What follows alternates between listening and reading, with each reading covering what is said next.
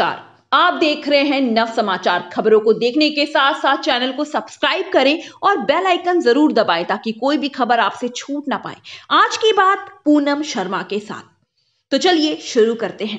पाक पर भरोसा नहीं। कश्मीर में धारा 370 हटने के बाद व्यापारिक रिश्ते खत्म कर चुके पाकिस्तान को एक बार फिर से भारत की याद आई है।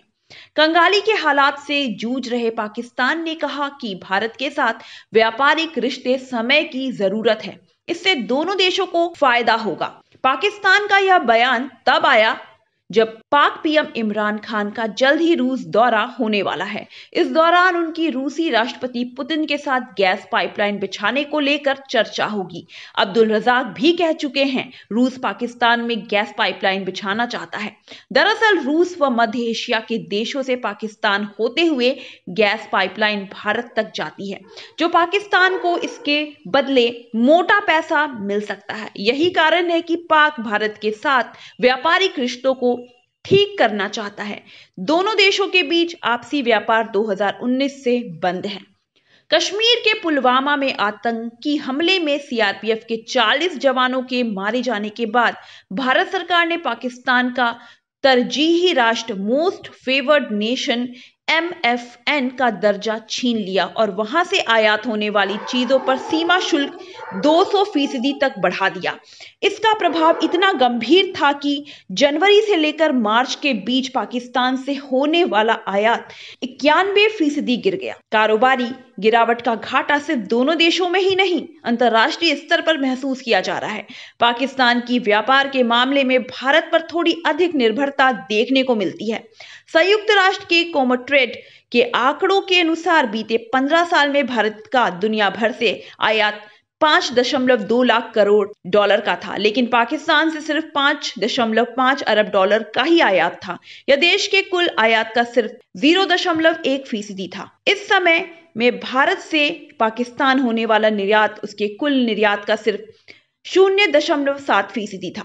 किसी भी साल में भारत के कुल आयात में पाकिस्तान का हिस्सा 0.16% से अधिक नहीं रहा। वहीं भारत के कुल निर्यात में उसका हिस्सा कभी 1.1% से आगे नहीं बढ़ पाया।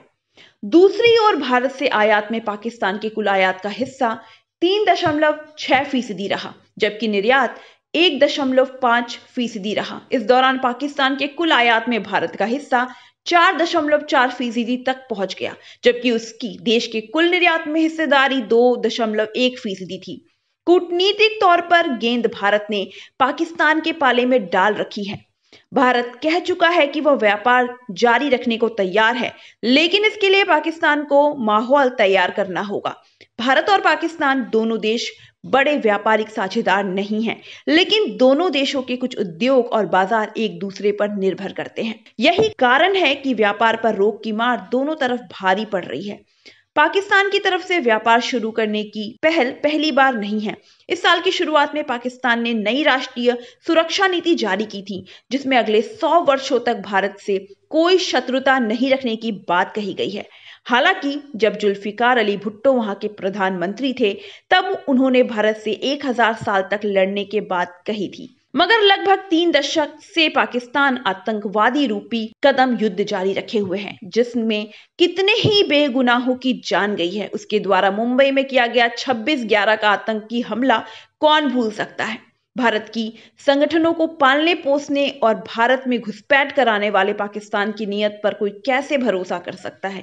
भारत के खिलाफ पाकिस्तान और चीन ने हाथ मिला रखा है।